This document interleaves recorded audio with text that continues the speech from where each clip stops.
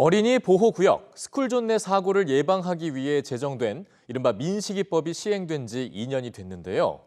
서울시가 새학기를 맞아서 스쿨존 안전 실태 점검에 나섰습니다.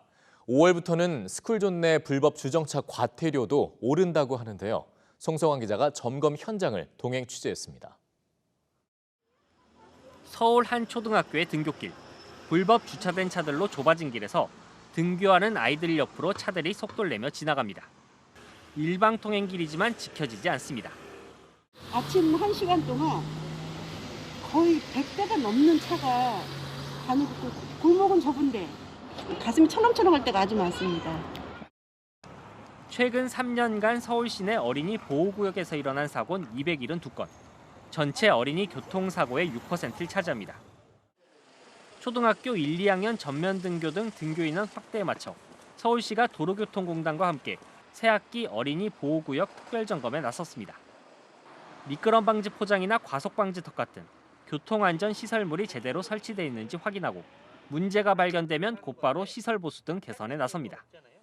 이거는 뭐 언제 한지는 모르겠지만 이런 건 뭐 34밖에 안 나오잖아요. 황색이 제도색 기준이 70이 나오면은 70 이하로 나오면 제도색을 하라고 권고가 돼 있어요. 오는 5월부터는 보호구역 내 불법 주정차에 대한 과태료가 8만 원에서 12만 원으로 일반 도로의 3배까지 오릅니다. 일명 민식이법이 강화되면서 강화된 안전대책이 제대로 이행되고 있는지 확인할 필요성이 있는 실정이거든요. 시민 여러분들께서도 보호구역 내에서만큼은 제한 속도를 줄이시고 사물 인터넷 기술이 접목된 신호등도 서울 초등학교 200곳에 설치됩니다. 횡단보도 신호등과 같은 신호가 이 바닥 신호등에도 표시되는데요. 빨간불일 때 이 신호등을 넘어서면 경고 방송이 나옵니다. 이어나오니 뒤로 물러서 주십시오. 정지선을 넘어선 차량의 사진과 번호가 실시간으로 뜨고 야간에 횡단보도가 잘 인식되도록 유도등도 설치됐습니다. 정지선 위반이 기존보다 약 한 84.3% 정도 좀 감소하는 효과를 봤습니다. 유치원이나 어린이집 주변에도 이런 사업을 점점 확대해 나갈 예정입니다. 서울시는 또 상반기 중으로 보호구역 내 과속단속 카메라 설치를 모두 완료하고 남아있는 노상 주차장도 폐쇄해 나갈 계획입니다. EBS 뉴스 송성환입니다. 지난해 코로나19의 여파로 부모가 실직하거나 폐업한 대학생이 5만 명이 넘을 것으로 추산됐습니다.